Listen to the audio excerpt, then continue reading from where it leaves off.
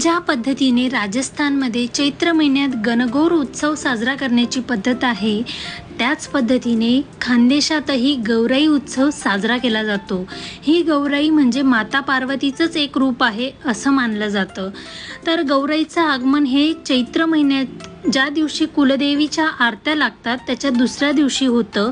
आता काही घरांमध्ये कुलदेवीच्या आरत्या या चैत्रच्या चतुर्दशीला लागतात, काही घरांमध्ये अष्टमी किंवा नवमीला लागतात।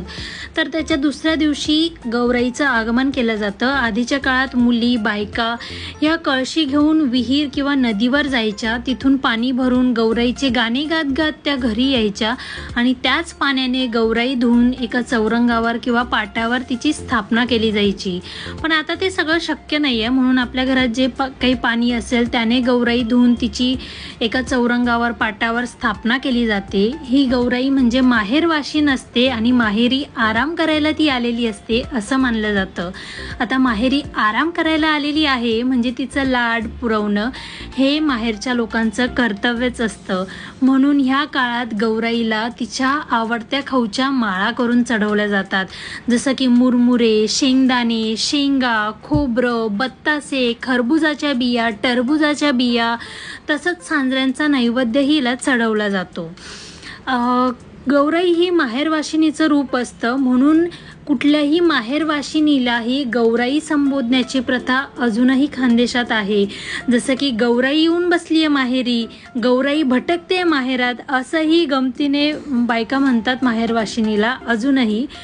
आणि ही गौराई कुलदेवीच्या आरत्या लागल्यापासून दुसऱ्या दिवसापासून ते अक्षय तृतीयेपर्यंत विराजमान असते माहेरी।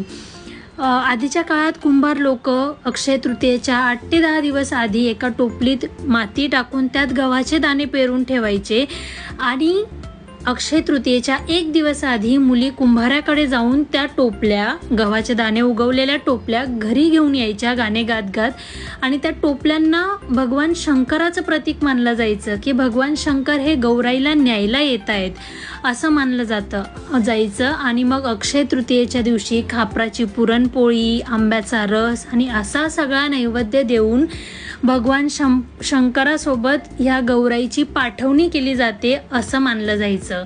विसर्जन वगैरे असं मी म्हणणार नाही, पण त्या गौराईला धुवून पुन्हा पॅक करून ठेवलं जातं आणि मग पुढच्या गौराई उत्सवाला परत तिला काढलं जातं। आजकाल गौराई उत्सव साजरा करण्याचं प्रमाण हे खूप कमी झालेलं आहे, पण अजूनही खेड्यापाड्यात मोठ्या उत्साहाने हा उत्सव साजरा केला जातो। तुम्हाला याआधी गौराई उत्सवाबद्दल काही माहिती होतं का? मला कमेंट करून